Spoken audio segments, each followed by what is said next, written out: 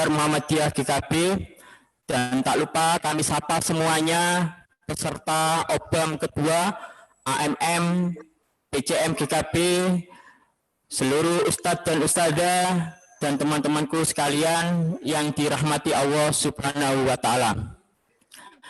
Pada kesempatan ini kita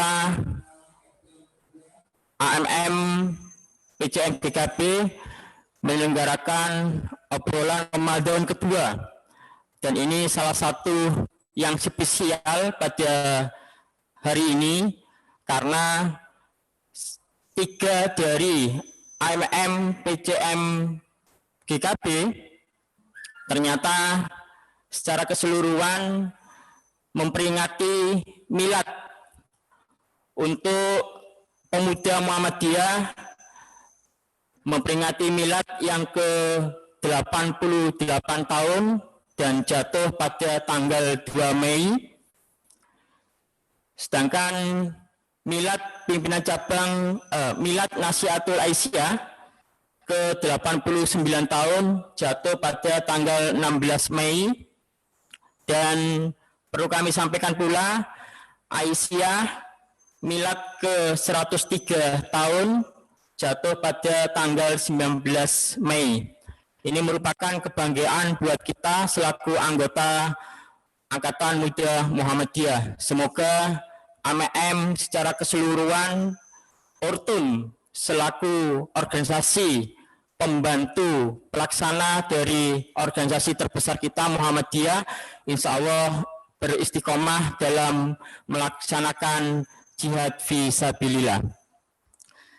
Baik, langsung saja kita mulai obrolan Ramadan pada pagi hari ini. Assalamualaikum warahmatullahi wabarakatuh. Waalaikumsalam warahmatullahi wabarakatuh. Alhamdulillahilladzi khalaqal mauta wal hayata liyabluwakum ayyukum ahsanu amala. Asyhadu an la ilaha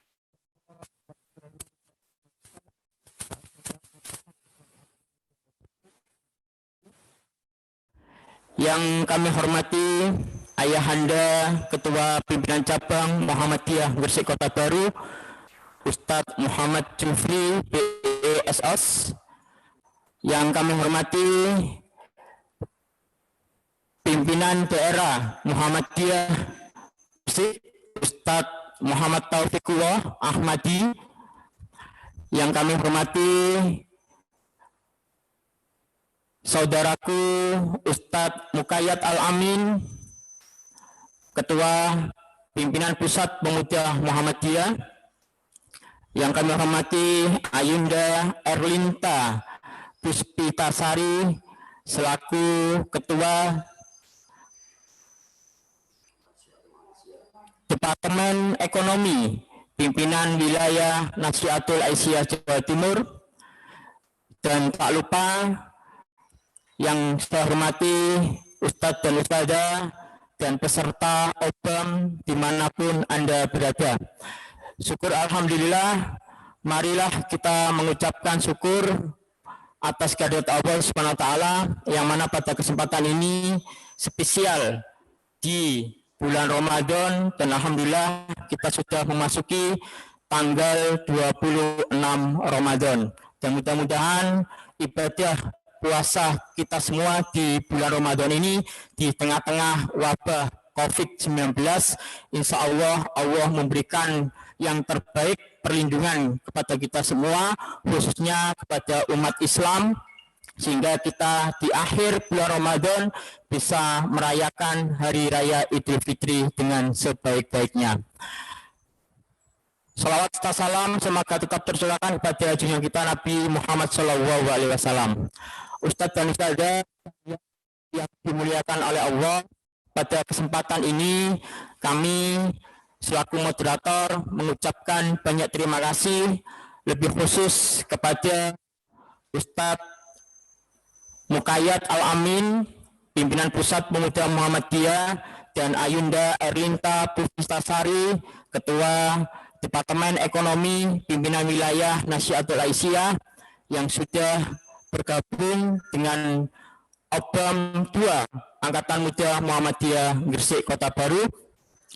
Dan juga kami ucapkan pula pada pimpinan cabang Muhammadiyah GKB serta pimpinan Majelis Dikdasmen beserta pimpinan AUM di Lembaga Pendidikan SD Muhammadiyah 1, SD Muhammadiyah 2 GKB, SMP Muhammadiyah 12 GKB, dan SMA Muhammadiyah 10 GKB yang senantiasa memberikan support kepada kita semua selaku anggota Ortum Muhammadiyah GKB yang senantiasa tidak henti-hentinya untuk bergerak sehingga kita bisa memberikan kontribusi yang terbaik untuk persyarikatan Muhammadiyah, lebih khususnya di Muhammadiyah GKB dan Muhammadiyah pada umumnya. Ustadz dan Ustadzah dan teman-temanku sekalian yang dimuliakan oleh Allah, langsung saja pada kesempatan ini di dalam Obam yang kedua ini supaya bisa berjalan dengan baik dan lancar, mari kita buka dengan bacaan basmalah. Bismillahirrahmanirrahim. Untuk selanjutnya, mari kita dengarkan bersama sambutan dari pimpinan cabang Muhammadiyah Gresik Kota Baru kepada Ayahanda Muhammad Jufri. Kepadanya disilakan. Baik, terima kasih adik-adikku semuanya, serta ustadz-ustadzah yang semua monitor dalam YouTube maupun dalam Zoom di siang ini. Bismillahirrahmanirrahim.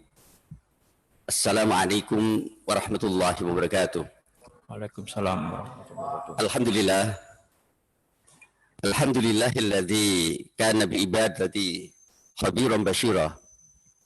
Tabarakalladzi ja'ala fis sama'i buruja وجعل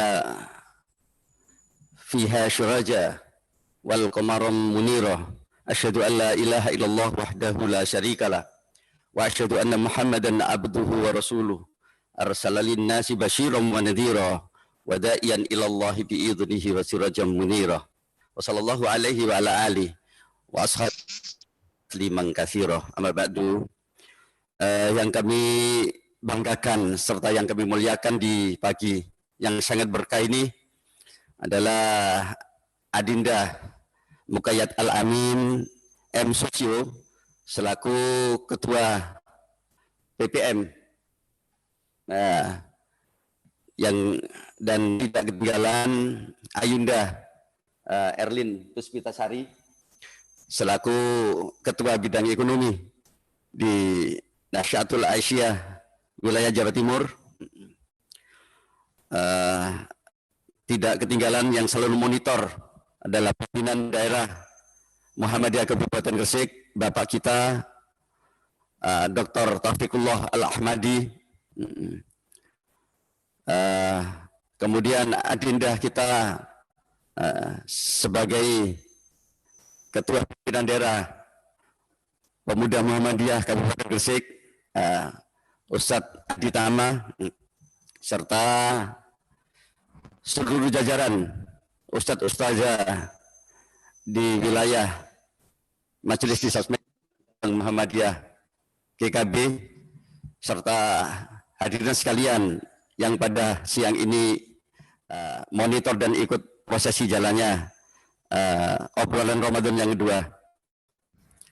Pertama-tama, marilah kita bersyukur dengan iringan ucapan alhamdulillahirrabbilalamin yang telah diberikan segala karunia oleh Allah Subhanahu wa taala sehingga pada hari ini kita sudah mampu menjalankan ibadah Ramadan yang ke-26, dan mudah-mudahan Ramadan yang tinggal 4 hari ini Allah memberikan kekuatan kepada kita sehingga nanti kita bisa melaksanakan ibadah Ramadan ini dengan penuh hikmat dan tuntas, yang pada akhirnya pada 1 Syawal kita semua dijadikan hamba-hamba Allah yang gembira, yang sangat gembira sekalipun dalam situasi pandemik COVID-19 ini yang sangat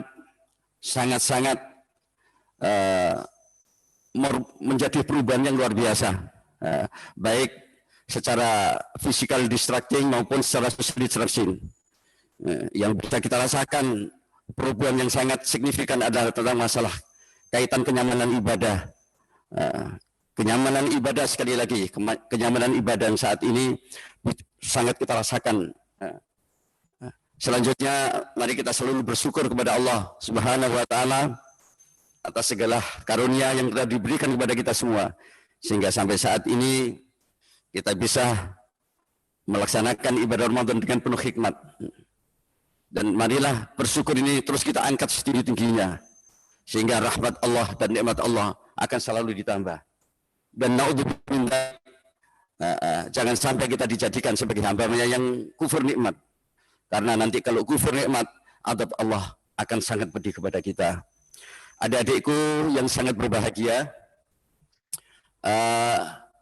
kami berharap dalam Obama ini nanti bisa memberikan kejelasan kepada masyarakat secara luas, wabil khusus warga Muhammadiyah seluruh Indonesia, dengan adanya pandemi corona yang melanda, bahkan menjadikan musibah besar bagi masyarakat Indonesia, khususnya kepada umat Islam yang saat ini menjadikan satu perubahan yang sangat tidak nyaman dalam hal masalah ibadah ini.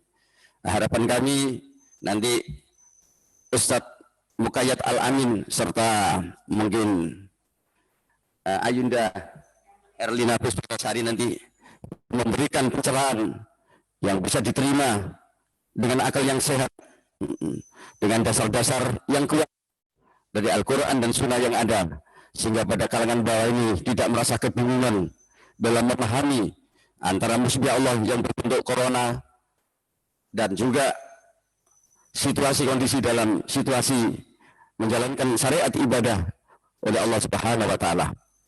Tentunya dengan adanya Obama kedua ini merupakan cikal bakal bagi eksafet Muhammadiyah, yang sekaligus menjadi harapan adalah adik-adik kita Ayunda, Adinda yang akan menerima ekstafet dari pimpinan Muhammadiyah yang selama ini kita jalankan sebagai gerakan dakwah Muhammadiyah ini. Oleh karena itu, harapan besar nanti dalam Zoom, dalam Obama yang kedua ini, baik melalui Zoom atau melalui YouTube ini, nanti betul-betul juga ada input dan output ya, tentang masalah situasi dan kondisi saat ini yang sangat membingungkan dan sangat mengecewakan dan sangat merugikan umat Islam ini. Saya kira kami atas nama pimpinan cabang Muhammadiyah Gresik Kota Baru, ini artinya berharap besar bisa memberikan pencerahan yang bisa diterima secara hati yang pas dengan akal yang juga pas, sehingga antara akal dan hati kita tidak ada silih ginjil bahasa Gresiknya, tidak ada silih, adalah bisa berjalan sesuai dengan kenyamanan dalam situasi yang seperti ini. Dan kami berharap baik dari Pemuda Muhammadiyah, AMM, dari Nasyatul Aisyah, dari HW, dari IPM, mungkin mana lagi yang belum saya sapa ini. IMM sudah saya sapa, NA sudah saya sapa, Tapak Suci saudara-saudaraku, yang dengan adanya kalian maka jadilah kuat persatuan kita. Tentunya untuk situasi ini saya harapkan selalu proaktif dalam mengikuti perkembangan, karena situasi saat ini betul-betul terasa dalam perjalanan hidup, terutama tentang hal masalah kenyamanan dan kenyamanan dan kelancaran dalam masalah ibadah kita, khususnya kita di bulan Ramadan ini. Sekali lagi saya kepada adik-adik kami, terus semangat membara dalam menjalankan roda organisasi kita ini, karena adik-adik semua inilah yang menjadi harapan kami untuk menerima estafet tongkat perjuangan ke depan untuk menjadikan Muhammadiyah yang betul-betul rasional, dinamis, dan betul-betul konsisten dalam menjalankan kaitannya dengan antara kepentingan hubungan kepada Allah, masalah ubudiyah, dan juga masalah muamalat. Yang memang sejak dulu Muhammadiyah ini selalu di depan dan selalu memberikan pencerahan yang tidak menjadikan tidak nyaman, tidak menjadikan keributan, tapi betul-betul menjadikan rahmatan lil alamin yang ada di bumi Allah ini. Saya kira ini sambutan dari pimpinan cabang Muhammadiyah GKB. Mudah-mudahan dalam waktu tinggal 4 hari ini ada obrolan Ramadan kedua kalau memang mungkin dengan waktu. Saya kira sekali lagi terima kasih kepada semua pihak, wabil khusus kepada pemuda Muhammadiyah, kepada Nasihatul Aisyah, kepada Ikatan Pelajar Muhammadiyah, kepada Hizbul Waton, dan kepada Tapak Suci di kalangan pimpinan cabang Muhammadiyah Gresik Kota Baru. Sekali lagi terima kasih atas segala perhatiannya. Mohon maaf atas segala kekurangannya. Wabillahi hidayah wa taufiq. Nasrun minallah wa fatuhun qarib. Wassalamualaikum warahmatullahi wabarakatuh. Terima kasih disampaikan kepada Ayahanda Ustadz Muhammad Jufri yang sudah memberikan sambutan dan sekaligus menyapa para peserta obrolan kedua ini. Dan perlu kami sampaikan, alhamdulillah di obrolan kedua ini ternyata kita kehadiran tamu yang spesial juga selain kedua narasumber, yaitu Bapak Dr. Taufikullah Ahmadi. Dan sebelum mungkin kita berikan kesempatan kepada Ayahanda Dr. Taufikullah Ahmadi selaku Ketua PDM Gresik untuk bisa memberikan 1-2 kata prakata dan sekaligus menyapa kepada semua peserta obrolan kedua GKB.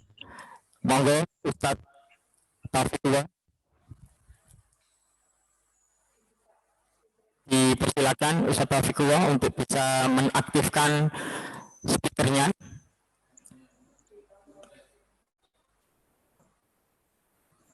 Assalamualaikum warahmatullahi wabarakatuh. Waalaikumsalam warahmatullahi wabarakatuh.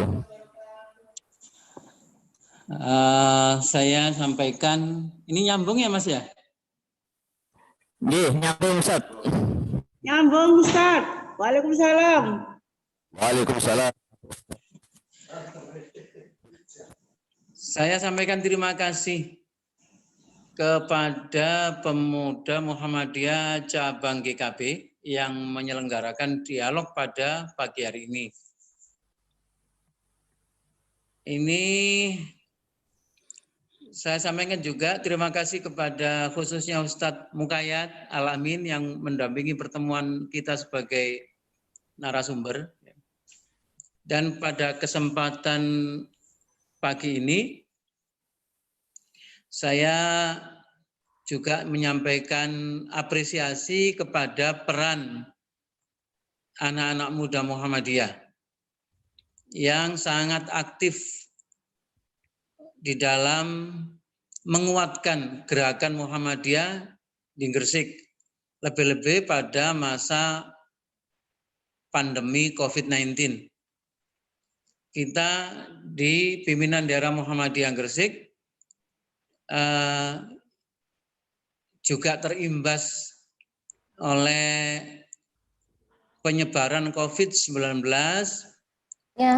baik secara ekonomi, apalagi secara kesehatan, bahkan termasuk imbas dalam agama. Saya mohon kita semua. Mohon maaf Ustaz Taufik untuk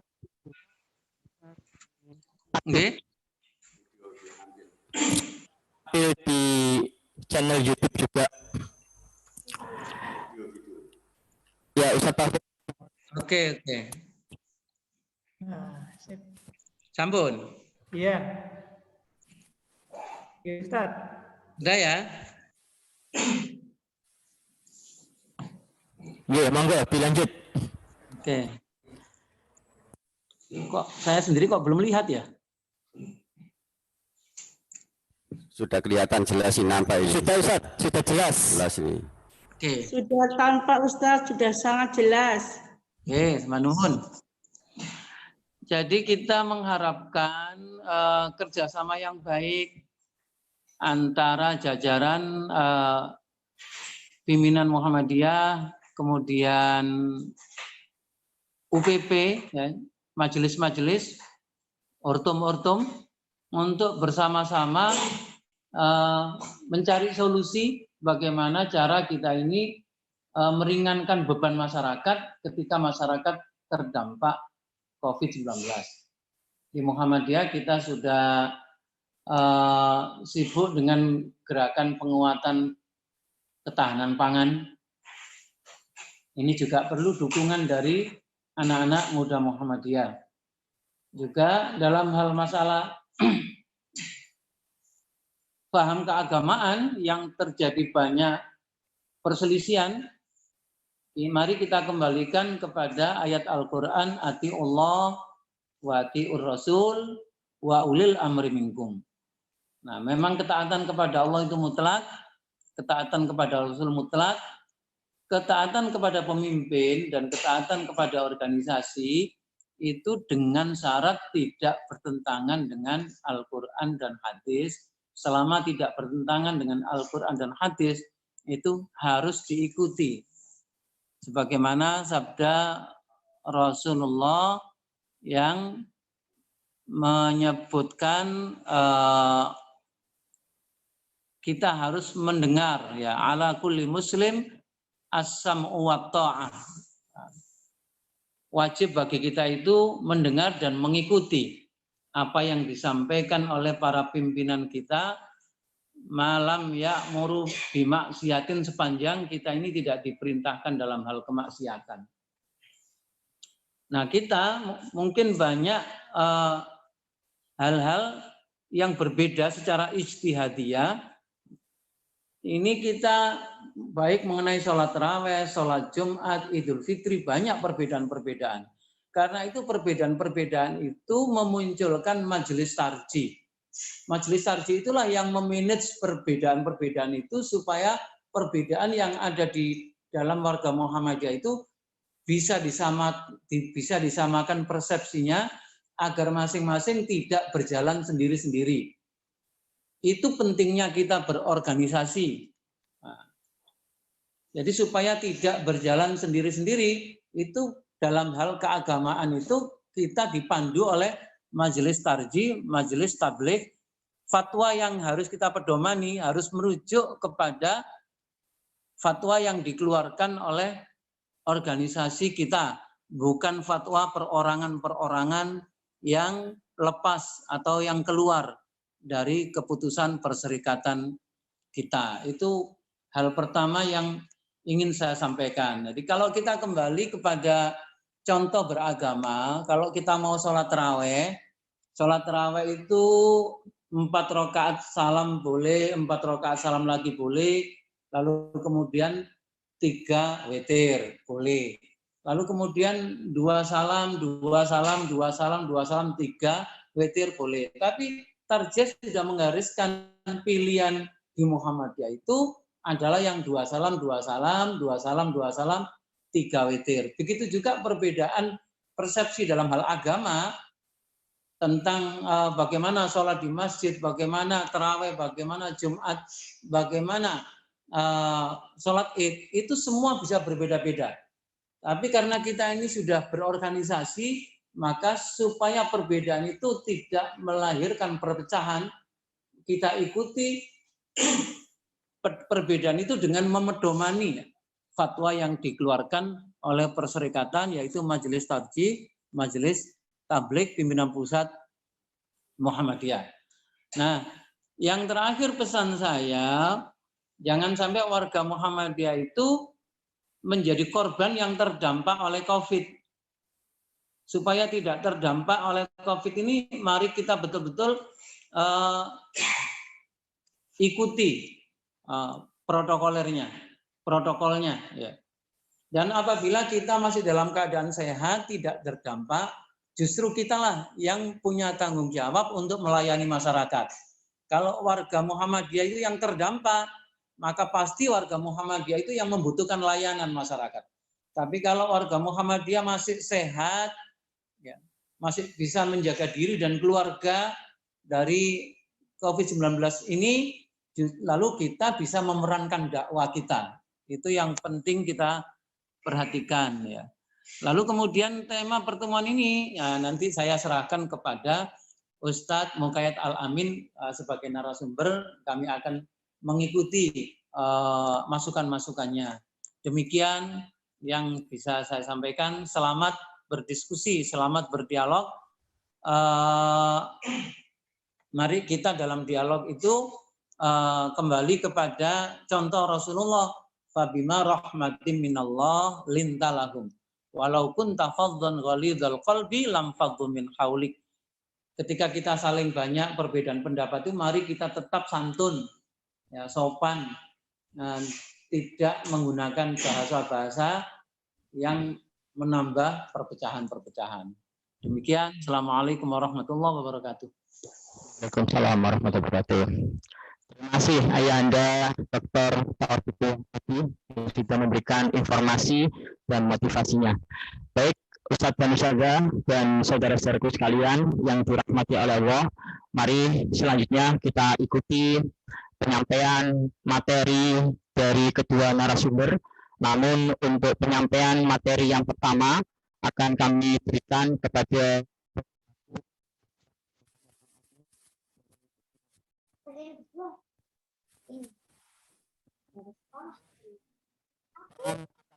muda di tengah pandemi COVID-19 kepada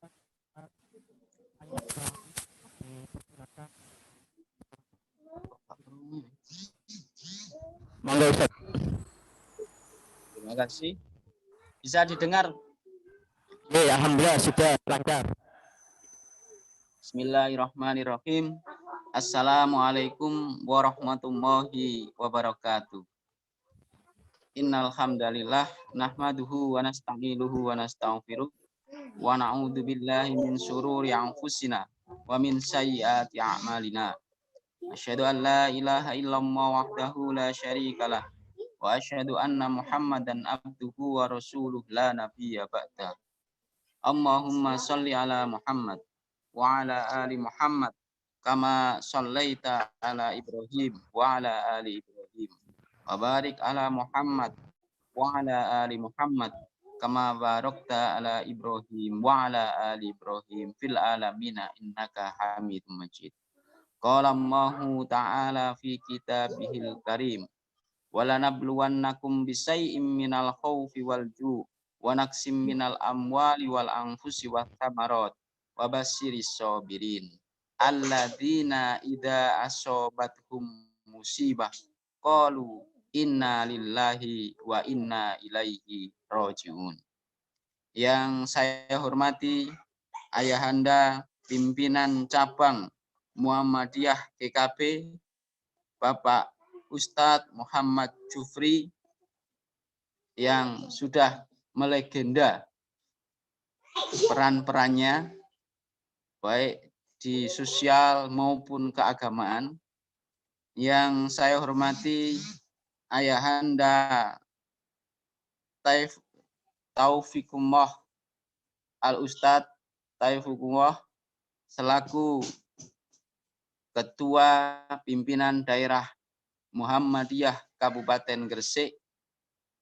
Yang saya hormati dan yang saya cintai teman-teman Angkatan Muda Muhammadiyah Kabupaten Gresik, ada IMM, ada IPM, ada Nasyatul Aisyah, dan teman-teman kami di Pemuda Muhammadiyah dan Hizbul Waton.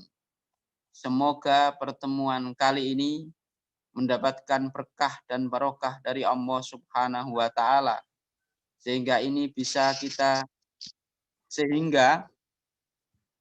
tercatat sebagai amal soleh kita di bulan Ramadan, terus berdakwah di masa pandemi ini guna untuk li'ila'i li kalimatillah. Suara saya bisa didengar ya, Mbak Susilawati? Bisa didengar suara saya? Bisa. Host? Bisa. Bisa. Bisa. Hadirin yang dirahmati oleh Allah Subhanahu wa taala, saya ucapkan terima kasih sekali sudah diberi kesempatan untuk berbicara di forum Ramadan ini oleh pimpinan cabang Muhammadiyah Kecamatan GKP. Pimpinan cabang Muhammadiyah GKP. Yang telah saya ucapkan terima kasih yang telah memberikan waktu kepada saya untuk bicara tentang peran Angkatan Muda Muhammadiyah di masa pandemi. Hadirin yang dirahmati oleh Allah Subhanahu wa taala. Sesungguhnya pandemi pandemi ini sudah atau penyakit menular ini jauh sebelum tahun-tahun ini itu sudah pernah terjadi di masa-masa yang lampau. Dulu di zaman Rasul juga pernah terjadi, di zaman sahabat juga pernah terjadi hal-hal semacam ini. Bahkan di sebuah hadis Rasulullah SAW pernah bersabda, jika hadis yang diriwayatkan oleh Bukhari, jika kamu mendengar wabah di suatu wilayah, idza sami'tu bidauni bi ardin fala tadkhuluha, maka kamu jangan masuk.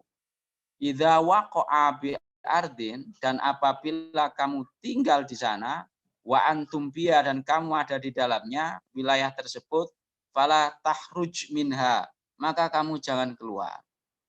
Jadi Rasulullah SAW pernah bersabda, jika kamu mendengar di suatu wilayah ada wabah, maka kamu janganlah memasukinya. Tapi jika terjadi wabah di tempat kamu berada, maka jangan kamu tinggalkan tempat itu. Ini kan sama dengan PSBB istilahnya atau lockdown istilahnya. Jadi kita tetap di rumah, stay at home, dan yang lain juga jangan ke rumah kita. Ini salah satu strategi untuk memotong mata rantai virus ini. Dan di zaman awal abad 19 itu pernah juga terjadi hal yang sama seperti sekarang ini. Namanya adalah virus tikus. Yang itu di Eropa itu mengakibatkan separuh warga Eropa itu meninggal dunia. Konon katanya hampir 50 juta warga Eropa itu meninggal dunia karena virus ini. Tetapi lain dengan virus COVID ini. Virus ini persebarannya, tapi waktu itu masih di Eropa saja, tidak menyebar ke berbagai negara. Sama dengan virus SARS atau virus yang ada di Timur Tengah, hanya di Timur Tengah. Kemudian virus Ebola itu hanya di Eropa, hanya di Afrika saja. Tapi beda dengan virus COVID-19 ini. Persebarannya itu sangat cepat dan hampir di semua negara itu terjadi penyebarannya. Sehingga karena ini terjadi meluas di semua negara, maka yang terjadi adalah adanya krisis global. Hampir semua negara, kepala negara hari ini tuh bingung dalam rangka untuk menghadapi COVID-19 ini. Oleh karena itu, maka situasi global itu juga akan berdampak pada situasi regional dan lokal. Indonesia nasional dan regional lokal, seperti di wilayah kita hari ini. Bagaimana masyarakat kita sangat panik terhadap adanya virus ini. Sehingga ada perubahan sosial masyarakat, tentu karena virus ini bergejala begitu masif, tentu akan ada banyak perubahan sosial jika dikaji dalam ilmu sosiologis. Pertama, satu ada perubahan sosial. Yang kedua, ada perubahan ekonomi, pendidikan, budaya, dan agama pun akan berubah. Contohlah sekarang perubahan sosial yang terjadi di masyarakat kita. Sekarang kita mau bersalaman saja, itu susah. Nggak tahu siapa yang terkena dulu, saya atau kamu. Sehingga salamannya diganti pakai sikut dalam rangka untuk menghormati teman kita dan dalam rangka pula untuk mencegah terjadi penularan. Karena sama-sama enggak tahu. Yang dulu kita bisa berpapasan dengan baik di forum-forum pengajian, forum-forum seminar, sekarang berubah. Seminar itu menjadi pertemuan kita banyak terjadi di dunia digital atau dunia maya. Adanya Zoom, webinar, video call, dan lain conference, dan lain selain sebagainya. Itu merubah bentuk silaturahmi dan bentuk silaturahmi dan tata cara kita bermasyarakat. Makanya ada perubahan sosial di sini. Yang kedua ada perubahan ekonomi. Halo, bisa didengar? Ada perubahan ekonomi ini, perubahan ekonomi tentu akan berdampak masif di masyarakat. Karena kita tahu bahwa karena ini adalah pandemi global, tentu ekonomi kita akan bergerak melamban. Karena hampir semua banyak pabrik ini tidak berjalan. Kemudian manusia, orang-orang juga banyak yang tidak bekerja, sehingga terjadi banyak PHK. Karena produktivitas menjadi lemah, kemudian konsumsi masyarakat menurun, sehingga yang terjadi adalah pelambanan ekonomi.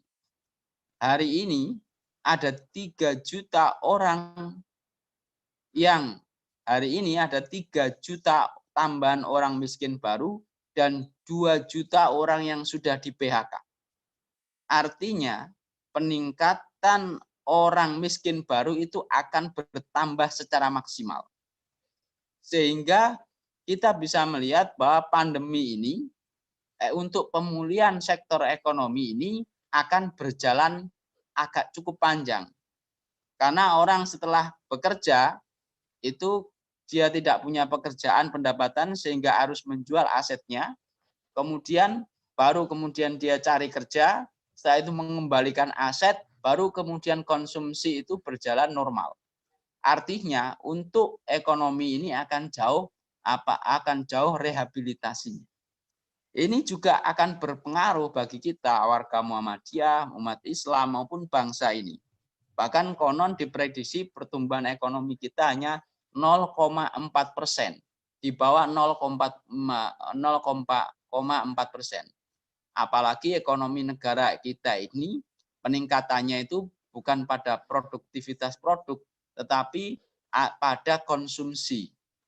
Nah, sehingga akan sangat terdampak. Yang dulu orang di masa Lebaran ini mengeluarkan banyak uang untuk konsumtif, hari ini enggak, uang itu disimpan untuk jaga-jaga di masa krisis. Nah, luar biasa ini dampaknya. Nah, dan lain sebagainya.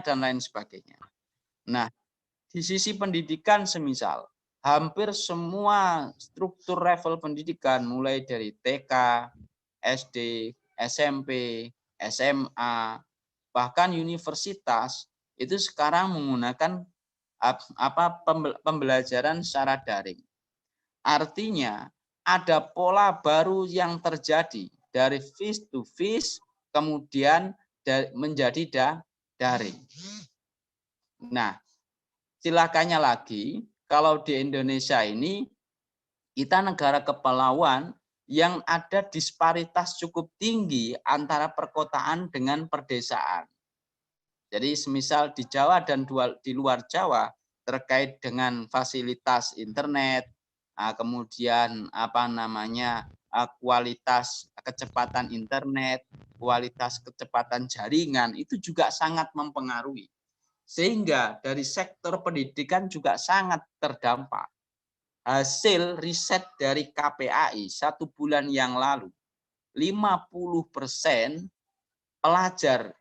pelajar itu sudah jenuh untuk, atau siswa itu sudah jenuh untuk belajar daring. 50% jumlahnya. 50%. Artinya daring itu juga menjawab persoalan zaman, tapi tidak semuanya. Ada banyak nilai-nilai universal dalam pendidikan itu yang tidak bisa ditransfer secara knowledge lewat daring. Harus tatap muka secara khusus. Ini tantangan kita juga, pendidikan kita juga. Di sektor budaya misal, sektor agama, ada perubahan tradisi kita di sektor agama ini. Yang dulu kita sholat jamaah, sekarang kita disuruh jamaah sendiri-sendiri. Yang dulu kita bersilaturahim secara tatap muka, sekarang tidak. Oleh karena itu maka bisa dikatakan bahwa virus COVID-19 ini sangat berdampak di seluruh sektor masyarakat. Dan dampaknya ini sistematif dan struktur sistematis dan masif di seluruh dunia ini. Nah, bagaimana peran pemuda Muhammadiyah?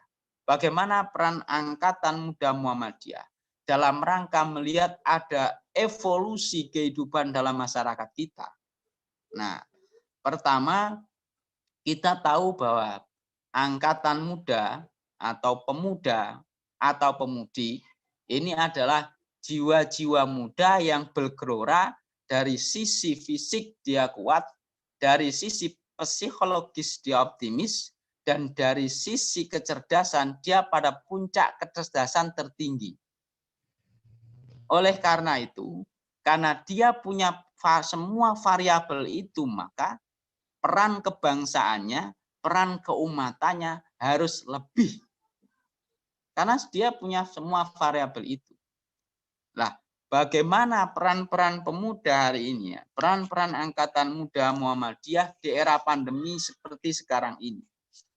Pertama, saudara-saudara, banyak peran-peran kebangsaan yang bisa kita lakukan dalam rangka untuk berfastabiqul khairat, dalam rangka untuk satu, menegakkan li'ila'i li kalimatillah. Pertama adalah, yang paling penting adalah membangkitkan psikologis kita dan masyarakat kita tentang virus COVID-19 ini. Saya mendapatkan laporan bahwa rumah sakit se-Jawa Timur itu sudah tidak ada lagi ruang isolasi untuk penderita positif COVID-19.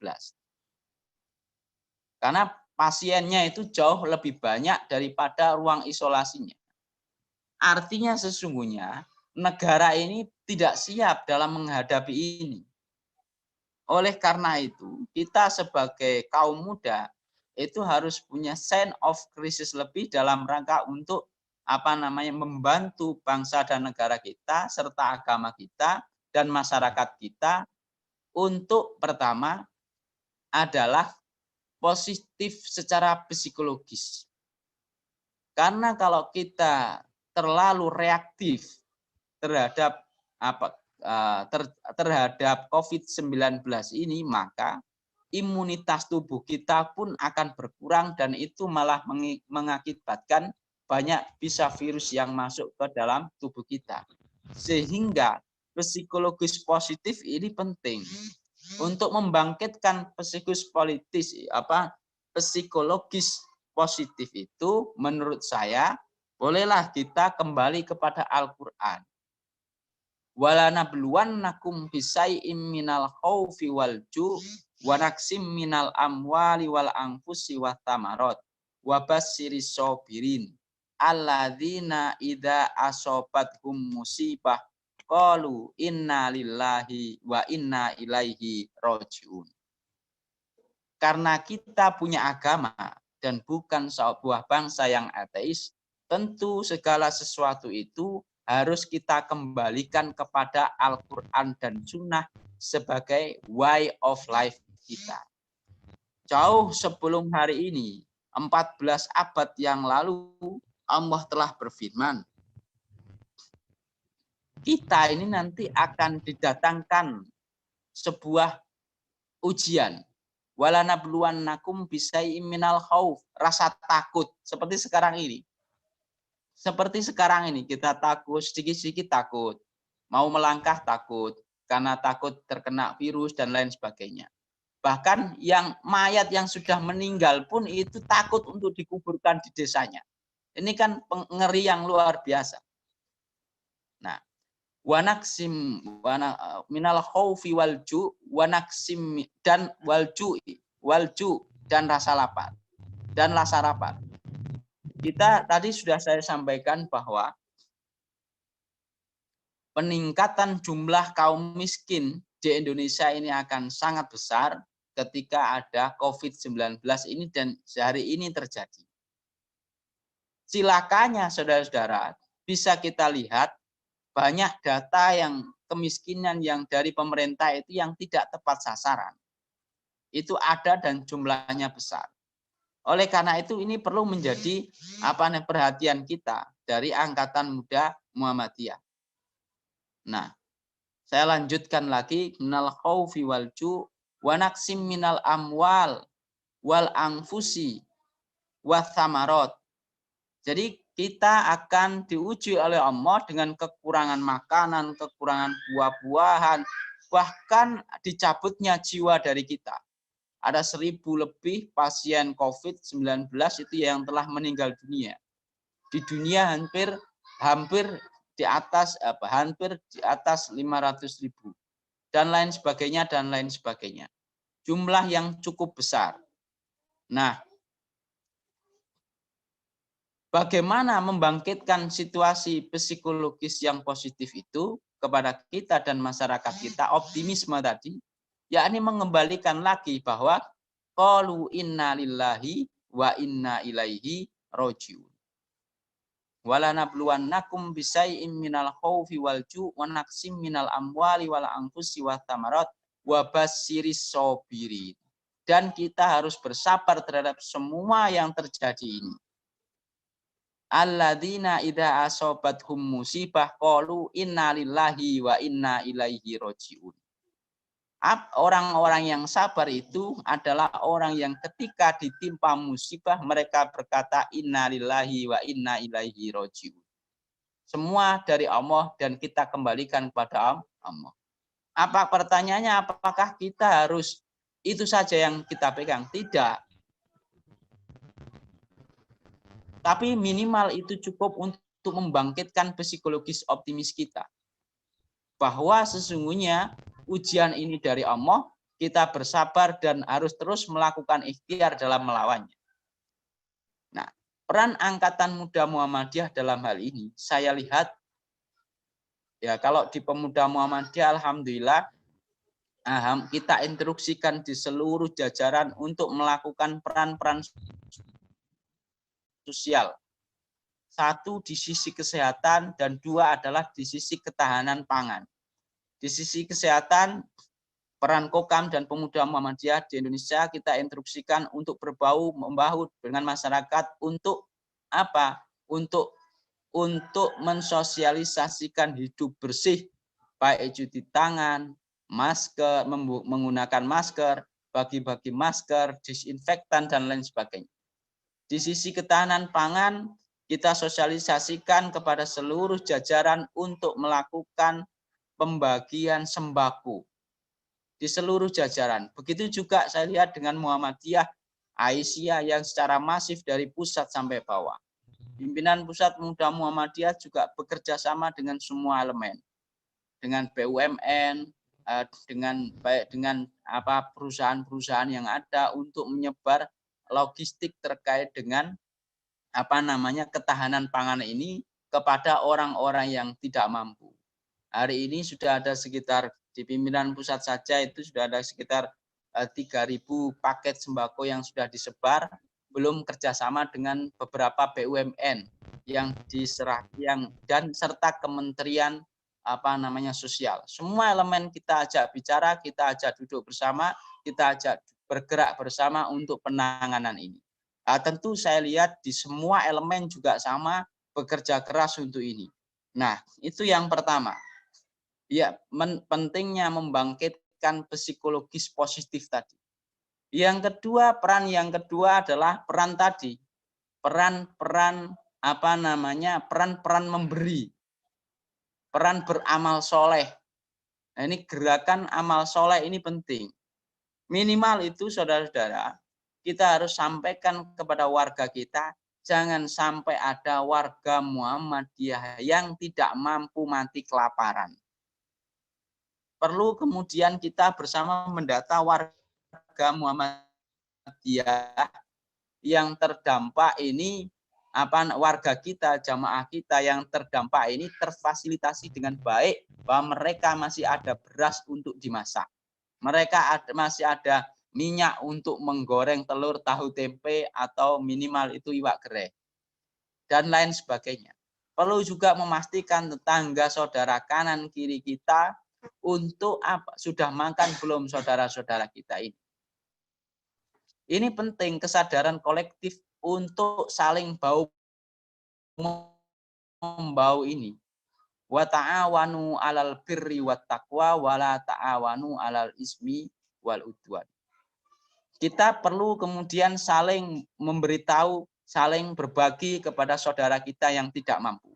Ini menjadi kewajiban kita sebagai angkatan muda Muhammadiyah. Kewajiban yang ketiga menurut saya, kita tahu bahwa pemerintah hari ini itu gagap dalam penanganan hari ini, dalam penanganan COVID-19 ini.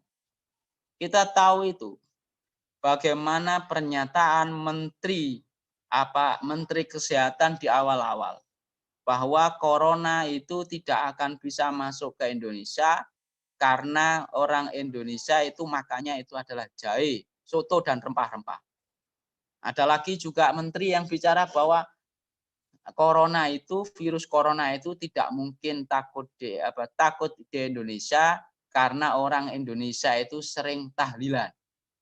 Ada juga menteri yang bicara bahwa corona itu takut di Indonesia karena cuaca di Indonesia itu sangat panas. Dilalah sang menteri tadi itu terkena juga corona dan baru sembuh kemarin. Luar biasa. Bahkan Menteri Pariwisata berserta beberapa menteri bilang akan memberikan subsidi terhadap negara kita, terhadap wisatawan internasional yang mau datang ke Indonesia. No endi ana wong loro terus berlibur. Mohon maaf Ustadz Mukayat, Ya. Tinggal. Nah, serta ya, terima kasih. Saya lanjutkan. Nah, kegagapan itu kemudian berlangsung dengan data kemiskinan itu yang banyak yang tidak variatif, yang tidak kredibel, data yang salah sasaran. Ditambah lagi pemerintah hari ini menaikkan iuran BPJS. Yang itu sangat memberatkan masyarakat. Nah, bagaimana peran pemuda hari ini? Peran pemuda dalam sektor kebijakan, tadi kan dalam sektor dalam sektor sosial, keagamaan, dan lain sebagainya. Sekarang dari sektor kebijakan adalah memberikan kontribusi yang konstruktif, kritik yang konstruktif terhadap pemerintah, terhadap kebijakan hari ini yang ugal-ugalan terkait dengan investasi, terkait dengan penanganan COVID-19 hari ini. Saya pikir rakyat Indonesia ini kalau di Eropa sudah merik. Kalau di Prancis semisal ada kejadian yang begini sudah revolusi di sana. Tapi tidak di Indonesia karena memang kita sudah biasa ditinggal oleh negara, ya kan? Biasa berjuang sendiri dan biasa sakit masyarakatnya. Sehingga kita diam-diam saja karena kita sudah biasa ditindas negara. Nah, Apa peran AMM? Memberikan kritik konstruktif terhadap pemerintah, terhadap kebijakan-kebijakan mereka yang tidak pro rakyat, yang tidak sense of krisisnya terhadap jiwa kebebasan rakyat itu rendah. Salah satunya adalah kemarin ada pengesahan undang-undang undang-undang terkait dengan penggalian tambang. Itu disahkan di hari ini, bayangkan, kan ngeri. Di masa pandemi begini parlemen tidak membahas COVID tapi membahas undang-undang untuk pengesahan penggalian sumber mineral kita. Ngeri. Jadi oleh karena itu saya pikir peran Angkatan Muda Muhammadiyah sangat besar di semua sektor, baik itu sektor sosial, sektor ekonomi, sektor pendidikan, sektor budaya serta sektor agama sangat ditunggu oleh masyarakat. Teknisnya bagaimana? Teknisnya itu sesuai dengan local wisdomnya masing-masing yang dibutuhkan di masing-masing tingkatan masyarakat. Saya pikir itu yang dapat saya sampaikan. Kurang lebihnya mohon maaf. Billahi fisabilil haq fastabil khairat. Assalamualaikum warahmatullahi wabarakatuh. Waalaikumsalam warahmatullahi wabarakatuh. Terima kasih disampaikan kepada saudaraku Ustadz Mukayat Al-Amin, pimpinan Pusat Pemuda Muhammadiyah, yang sudah memberikan sedikit banyak informasi bagaimana kita selaku Angkatan Muda Muhammadiyah pada umumnya mengambil peran di tengah pandemi COVID-19. Mudah-mudahan itu bermanfaat buat kita semua. Dan semoga Allah senantiasa memberikan jalan yang terbaik untuk langkah-langkah ke depannya. Baik, Ustadz dan saya dan peserta kedua ANM PCM GKP, kita memasuki materi yang kedua yang akan disampaikan oleh Ayunda Erlinta Puspitasari SE selaku Ketua Departemen Ekonomi Pimpinan Wilayah Nasiatul Aisyah Jawa Timur dengan mengambil tema strategi mengatur keuangan keluarga dalam masa pandemi COVID-19. Untuk lebih singkatnya, kurang lebih 20 menit disampaikan ke depannya kepada Ayunda Erlinta Puspitasari. Baik, terima kasih atas waktunya. Assalamualaikum warahmatullahi wabarakatuh. Alhamdulillah. Alhamdulillahilladzi arsala rasulullahi bil huda wa dinil haq liyudillahu ala dzikri wa kafa billahi syahida. Asyhadu alla ilaha illallah wahdahu la syarikalah wa asyhadu anna Muhammadan abduhu wa rasuluh. Alhamdulillah, hingga pada pagi ini saya diberi kesempatan untuk berbagi info, berbagi ilmu kepada yang terhormat Ayahanda Ustadz Jufri selaku pimpinan cabang Muhammadiyah GKP Kabupaten Gresik. Yang terhormat juga untuk Ayahanda Taufikullah Al-Ahmadi selaku pimpinan daerah Muhammadiyah Kabupaten Gresik, serta Kakanda Mukayat Al-Amin dan Kakanda dan Ayunda dari Angkatan Muda Muhammadiyah GKP Gresik. Dalam kesempatan pada siang hari ini, saya mencoba untuk berbagi ilmu terkait dengan strategi mengatur keuangan keluarga dalam masa COVID-19. Tentunya di sisi dari segi ekonomi sangat berdampak luar biasa adanya pandemi COVID-19 ini, karena dari tidak hanya kesehatan, melainkan dari segi ekonomi juga. Dari segi ekonomi ini banyak dari rakyat mengalami penurunan yang sangat signifikan. Pendapatan yang awalnya bisa didapat sekarang tidak lagi bertambah, melainkan juga makin berkurang, bahkan bisa jadi kehilangan pekerjaan. Sedangkan bagi yang tidak mendapat pekerjaan pun makin sulit untuk mencari pekerjaan karena banyak banyak sekali yang terkendala di bidang ekonomi tersebut. Pendapatan semakin berkurang, sedangkan konsumtif pun semakin bertambah, tidak diimbangi dengan pendapatan yang ada. Untuk itu kita perlu menghadapi COVID-19 ini, kita perlu mempunyai strategi yang harus kita lakukan untuk tidak terbuai dalam kondisi yang seperti ini. Salah satu strateginya adalah yang pertama adalah senantiasa bersyukur. Dengan adanya kesyukuran yang ada, kita bisa menenangkan diri, tidak lagi panik, tidak lagi cemas. Dengan adanya kesyukuran, kita bisa untuk menenangkan diri, untuk menstabilkan kondisi psikologi kita agar tidak panik buying. Kan dengan adanya COVID ini, kita adanya lockdown, adanya PSBB, kita semakin cemas, panik, membeli apa yang untuk kebutuhan dalam jangka panjang. Nah, kepanikan ini justru akan memberikan dampak semakin banyaknya pengeluaran yang bisa jadi itu adalah pengeluaran yang tidak dibutuhkan. Dan yang kedua adalah dengan berhemat. Berhemat dalam hal ini tidak harus pelit, tidak harus membatasi diri dalam pengeluaran yang sangat dibutuhkan, tapi berhemat di sini adalah mengevaluasi kembali pemasukan mana, pos-pos pemasukan mana yang bisa didapat, yang bisa digali, yang bisa diperoleh dengan adanya akibat pandemi COVID-19 ini. Misalkan dari gaji kira-kira dalam 1 tahun atau dalam bulan Desember 2020 ini, gaji ini apakah bisa stabil? Berapa gaji yang bisa kita dapat untuk pemasukan kita? Atau bisa dari pemasukan-pemasukan lainnya.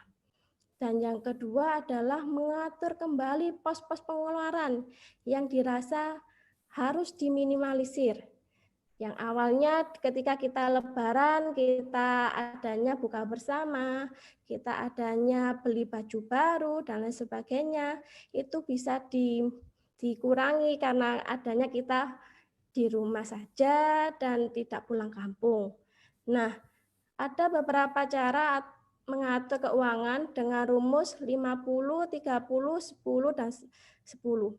50% adalah pendapatan itu dialokasikan untuk kebutuhan hidup, 30% dialokasikan untuk membayar atau membayar cicilan angsuran atau membayar cicilan hutang, dan 10% dialokasikan untuk tabungan atau saving, dan yang terakhir adalah 10% untuk dana cadangan ketika kita menghadapi mungkin kita sakit, mungkin ada saudara kita yang membutuhkan, dan sebagainya.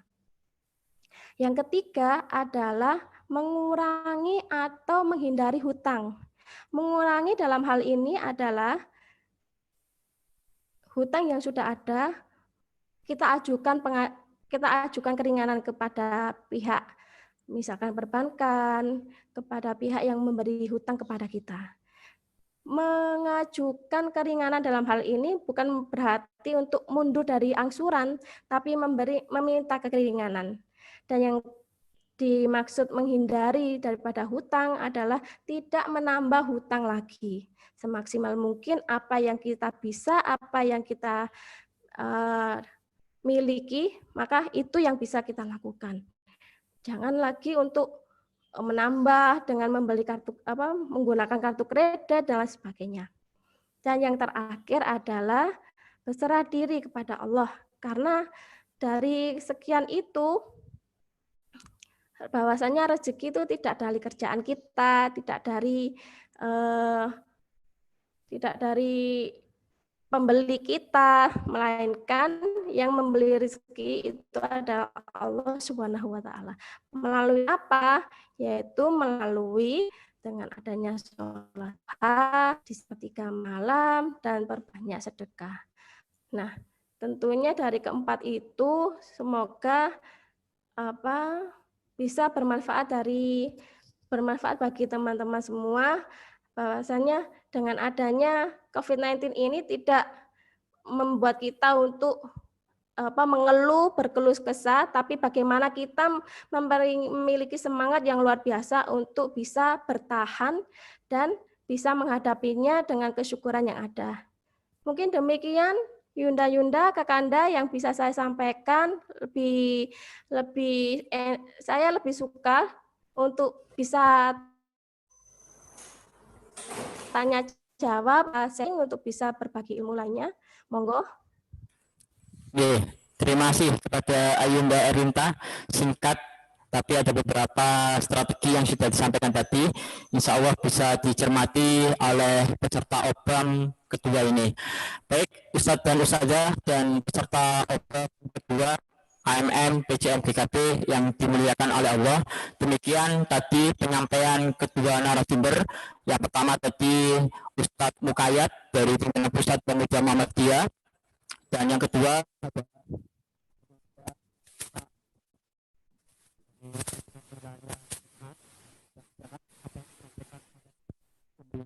bisa kita cermati bersama.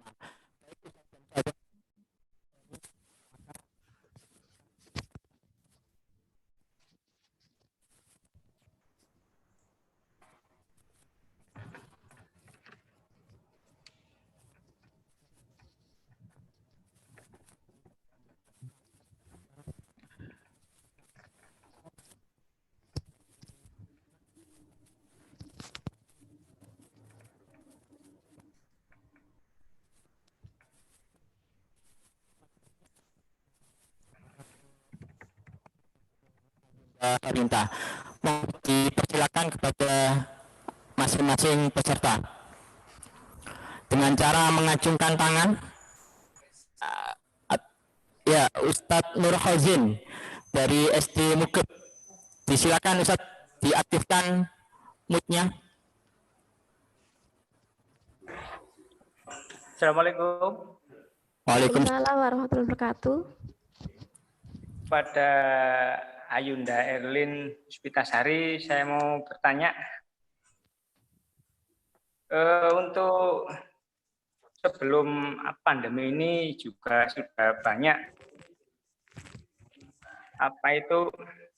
teman-teman saya, terutama yang cewek itu merubah akun medsosnya menjadi all shop, karena lagi ngetren itu kan sebenarnya bukan dari karena pandemi ya, mulai dari FB, IG, kemudian WA itu jadi ajang untuk all shop gitu, Ayunda ya. Mungkin nggak dari wilayah itu, NA wilayah itu menjembatani atau membuat seperti ekonomi bersyarikatan, produk-produk yang dari pemuda PDPM sejatim atau NA sejatim itu unggulannya itu dijembatani, kemudian kita saling tukar jual beli gitu biar ada pemasukan tambahan untuk organisasi muda dan juga NA.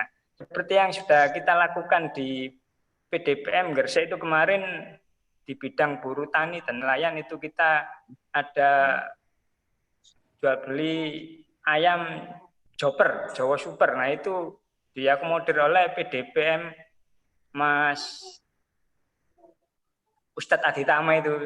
Alhamdulillah lancar dan mungkin bisa ditiru untuk lebih besar skalanya itu di wilayah. Jadi mungkin di Gresik ini kan pertambahan. Nah itu yang di Mengare, Pangkai itu kan kepiting dan juga bandengnya itu kan bisa dijual. Atau yang dari sana dialogkan apa. Mungkin ada masukan seperti itu. Ya. Terima kasih. Assalamualaikum warahmatullahi wabarakatuh. Waalaikumsalam warahmatullahi wabarakatuh. Baik, kita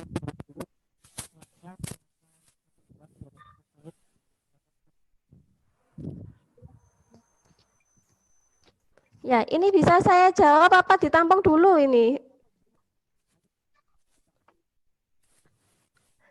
Saya coba jawab ya. Terima kasih atas pertanyaan dan masukannya. Ini kami dari pimpinan wilayah sudah berkoordinasi dengan pimpinan pusat untuk bekerja sama dengan Wardah agar bisa teman-teman daerah menjadi resellernya, yang pertama. Yang kedua, kami juga bekerja sama dengan Everone, itu akan mengadakan seperti Bukalapak atau seperti Tokopedia atau dan semacamnya itu. Jadi mereka yang memfasilitasi sistemnya, kami dari wilayah atau daerah yang memfasilitasi ini bisa menjadi supplier atau bisa juga menjadi pembelinya, seperti itu. Yes. Apa suara saya dengar? Kalau sudah, terima kasih Ayunda jawabannya. Sudah. Oke, kita lanjut.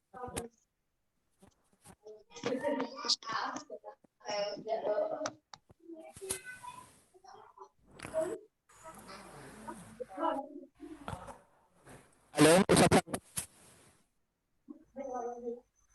Tadi sudah memberikan pandangan Apa itu? atau kepada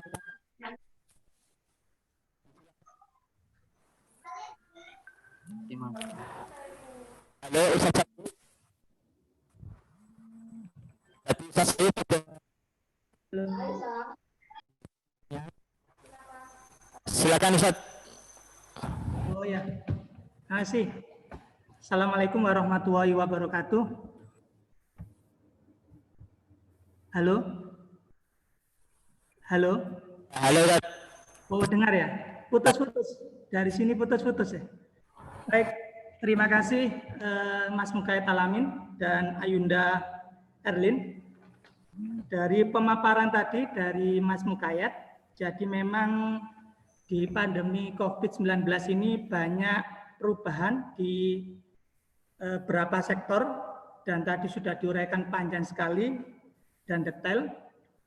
Sehingga paling tidak tadi Mas Mukayat sudah menyampaikan peran AMM dalam pandemi COVID-19 ini.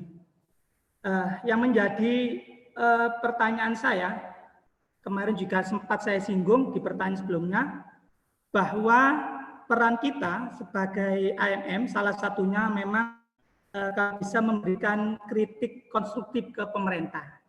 Karena memang saat ini pemerintah mempunyai perhatian walaupun tidak lebih banyak kondisinya seperti yang disampaikan tadi, tetapi paling tidak ada kontrol dari ormas maupun OKP yang ada. Karena apa? Kondisinya banyak bantuan-bantuan, sekali lagi ini yang sering ada, tetapi bantuan itu tidak bisa mengcover kebutuhan yang ada. Seperti BLT, kemudian ada PKH. PKH itu pembaruan data setiap saat itu ada, tetapi yang keluar tetap tepat saja. Nah, kebetulan saya juga aktif di desa itu, ketika ada kebijakan-kebijakan di desa itu kita sampaikan, ternyata ketika keluar juga berbeda. Jadi data-data yang sudah kita update dari pemerintah, ternyata dari pusat turunnya sama aja. Sepertinya hanya sekedar formalitas, tetapi ketika sudah ada usulan yang muncul ya itu, bahkan banyak kasus yang sudah meninggal dapat. Artinya dana-dana yang sedikit itu tidak bisa mengcover banyak, justru tidak tepat sasaran. Itu kepada Mas Mukayat. Lah, ini bagaimana peran dari PP Pemuda Media untuk kontrol sosial ke pemerintah ini. Yang kedua, kepada Ayunda Erlin, bahwa ketika memberikan tips strategi mengatur keuangan keluarga supaya tidak konsumtif dalam kondisi sekarang, tadi disampaikan banyak. Itu tadi tipsnya bagi ketika keluarga itu dalam posisi ekonomi yang stabil, pemasukan tetap, tidak termasuk PHK. Karena kondisinya tadi sampaikan, memang saat ini banyak sekali dari masyarakat yang kena PHK. Bahkan di tempat saya, di desa saya itu ada 4.000 baru berapa hari kemarin. Data masuk 4.000 dari pabrik keramik itu. Dan itu luar biasa gejolaknya. Dan sehingga sekali lagi seperti sampaikan Mas Mukayat Alamin tadi, banyak orang miskin-miskin baru. Nah, oleh karena itu Ayunda mungkin diberikan gambaran solusi itu kan bagi yang mereka yang tidak terdampak terlalu. Bagi yang terdampak bagaimana? Bahkan bisa menjadikan problem baru. Terima kasih. Assalamualaikum warahmatullahi wabarakatuh. Waalaikumsalam. Nggih, monggo Ustadz Mukayat langsung bisa ditanggapi. Terima kasih. Terima kasih atas pertanyaannya Mas Said. Jadi beberapa terkait dengan simpang siur data itu, beberapa waktu yang lalu kami pimpinan Pusat Pemuda Muhammadiyah menemui Menteri Sosial Pak Julian Batubara di Kementerian Sosial untuk berdiskusi tentang itu. Yang itu sebelum COVID, menjelang PSBB. Setelah PSBB ada COVID meledak dan PSBB, kemudian kami mengundang kemarin, pimpinan Pusat Pemuda Muhammadiyah mengundang Pak Julian Batubara, Menteri Sosial Republik Indonesia untuk berdiskusi bersama. Kemudian banyak pertanyaan yang muncul yang setengah menghakimi begitu kepada beliau terkait dengan satu, simpang siur data, dan yang kedua banyaknya bantuan pemerintah yang tidak tepat sasaran. Kemudian beliau menjelaskan bahwa sesungguhnya ternyata data, saya hanya menyampaikan saja ini ya keluh kesahnya, bahwa data kemiskinan itu tidak datang dari Kementerian Sosial. Nah, klaim beliau begitu. Nah, terus dari mana data itu? Data itu dari pemerintah daerah. Kita sampaikan juga banyak kan yang pelaku PKH ya, pelaku PKH. Pak, itu sebenarnya tiap hari itu kan diupdate data kemiskinan. Kenapa masih menggunakan data 5-7 tahun yang lalu? Padahal setiap bulan itu diupdate oleh oleh konsultan PKH. PKH itu kan ada konsultannya ya. Ada tingkat nasional, tingkat provinsi, berjenjang sampai tingkat kabupaten, bahkan tingkat kecamatan. Seingat saya begitu, ada fasilitator, koordinator fasilitator sampai pusat. Jadi sudah terstruktur di PKH itu. Kenapa data itu yang muncul di Kementerian Sosial itu adalah data yang lama, padahal tiap hari diupdate. Klaim dari Kementerian Sosial yang disampaikan oleh Menteri Sosial waktu itu, Pak Julian Batubara, bahwa data itu dari pemerintah daerah, kemudian ke pemerintah provinsi, setelah dari pemerintah provinsi ke pemerintah pusat. Nah itu Mas Said. Nah, saya tidak tahu. Kemudian kita sampaikan bahwa harusnya ada sinergi terkait dengan pembaruan data itu. Dari pemerintah pusat ke pemerintah wilayah, provinsi ke pemerintah daerah. Karena data itu sesungguhnya sudah diupdate oleh pekerja lapangan. Tapi sampai Jakarta kok tidak update-update. Nah itu masalahnya. Nah oleh karena itu waktu pertemuan dengan Pak Menteri itu kita sampaikan, Pak, data sampean jelek harus segera diupdate agar lebih tepat sasaran. Kira-kira itu Mas Said. Nah semoga kalau Mas Said ada di dalam ya, ada di dalam struktur dari penyelenggara pemerintah berupa PKH itu, maka coba juga Mas Said juga dorong di pemerintah daerah untuk melaporkan data sesungguhnya yang valid ke pemerintah pusat dan pemerintah wilayah. Jangan-jangan nanti dari pemerintah daerah itu tidak oleh kementerian, oleh Departemen Sosial atau Dinas Sosial pemerintah daerah masing-masing itu tidak diupdate ke pemerintah pusat. Nah, takutnya itu karena pengakuan dari Pak Menteri sambil setengah marah-marah dia kan dikritik orang se-Indonesia, setengah marah-marah dia bilang curhat waktu itu beliau tidak marah, curhat dengan serius bahwa kita itu menerima data itu dari pemerintah daerah.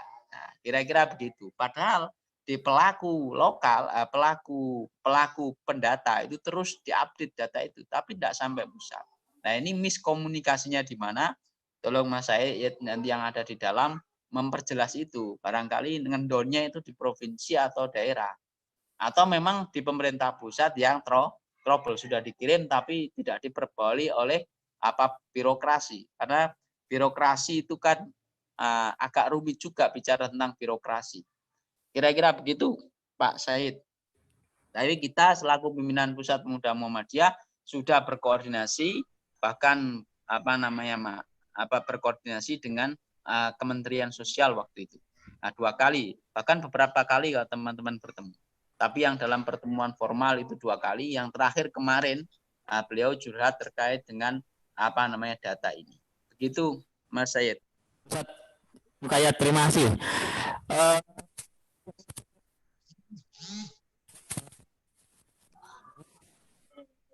Singkat saja.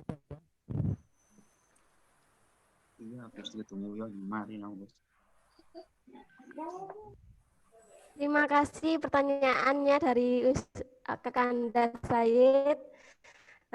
Bagaimana solusi bagi yang terkena dampak COVID-19?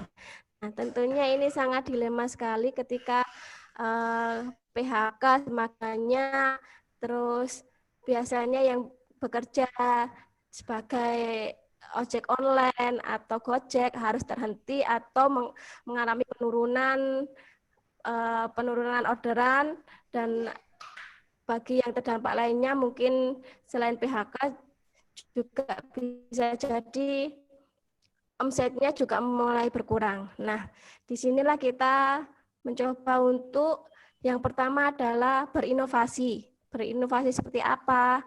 Yang awalnya adalah menjual secara offline bisa melalui dengan menjual secara online lebihkan lagi. Itu mungkin yang di PHK meningkatkan keterampilan melalui apa? Bisa dengan adanya menjual makanan ringan secara online, atau bisa jadi menjual dengan adanya keterampilan membuat sekiranya yang dibutuhkan bagi masyarakat yang tidak bisa untuk datang langsung, tapi bisa pesannya secara online. Salah satu contoh misalkan tetangga saya di sebelah ini jualnya awalnya adalah jualan offline. Karena dengan adanya COVID ini, maka lebih digiatkan lagi penjualan secara online. Nah, dan penjualan online itu bisa melalui medsos, bisa melalui WA, Facebook, Instagram, atau dengan teman-teman yang sesama, bisa secara NA, IMM, atau lain sebagainya, seperti itu. Mungkin itu jawaban dari kami.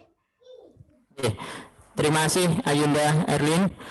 Dan perlu kami sampaikan karena waktunya terbatas, Ustadz Mukayat, ini ada titipan pertanyaan dari peserta OBAM yang menggunakan via YouTube channel Brilliant School. Pertanyaannya seperti ini Ustadz Mukayat, untuk peran seperti apa yang pas untuk ketahanan pangan jika selama ini kompetensi entrepreneur atau kompetensi pertanian belum kami miliki, yang saat ini terjadi di COVID-19. Monggo Ustaz Mukayat, singkat saja. Terima kasih. Terkait dengan ketahanan pangan ini kan menjadi isu besar nasional ketika di era pandemi seperti ini, karena kebutuhan itu ada dan kadang itu barangnya ada tapi kita mau beli itu tidak ada uangnya, ya kan, karena gaji berkurang, pendapatan berkurang. Yang paling mungkin itu adalah melakukan penghematan di sektor pengeluaran keluarga kita. Petani itu terus menanam, peternak terus berternak, ya kan, nelayan terus tetap mengambil ikan. Semuanya sebenarnya ketersediaan pangan ini ada. Yang tidak ada sekarang ini adalah pendapatan kita yang menurun sehingga konsumsi kita harus kita kurangi. Kira-kira yang awalnya makan daging 1 kilo ya tentu harus kita sesuaikan. Dagingnya ada sekilo lagi, 1/4. Yang penting gizinya itu masuk. Dan itu kan untuk apa? Dalam rangka penghematan. Agar apa? Agar kita tidak kekurangan terlalu lebih kekurangan. Jadi intinya manajemen keuangan dan pendapatan kita itu adalah ketahanan pangan yang pas untuk pandemi sesuai dengan pekerjaan kita masing-masing. Nah, kalau petani kan tentu dia menanam dan lain sebagainya. Kalau dia seorang guru atau seorang wira swasta yang pendapatannya itu berkurang, tentu harus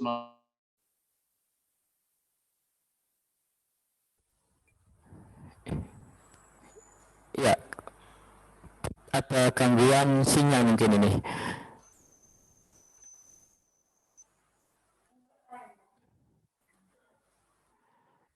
Mohon maaf, ditunggu sebentar. Peserta oprek.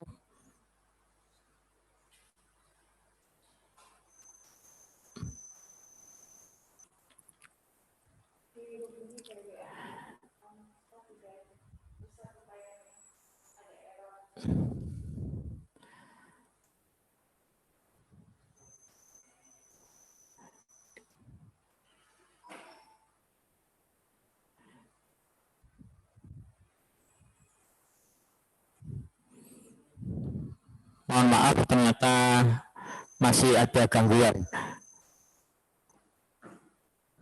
Itu yang sudah Ustaz.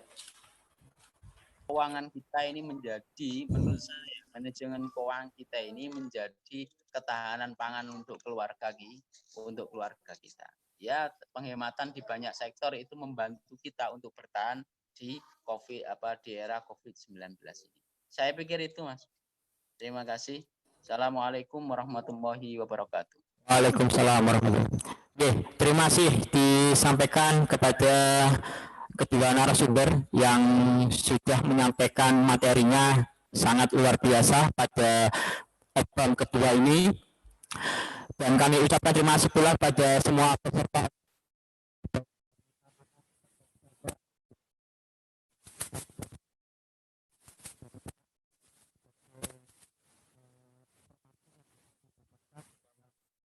Melalui beberapa masalah-masalah di tengah-tengah pandemi COVID-19. Baik Ustadz dan Ustadzah dan teman-temanku sekalian, barangkali itu saja yang kita ikuti, dan mari kita tutup dengan doa kafaratul majelis. Subhanakallahumma wa bihamdika asyhadu an la ilaha illa anta astaghfiruka wa atubu ilaik. Kami ucapkan terima kasih kepada kedua narasumber sekali lagi.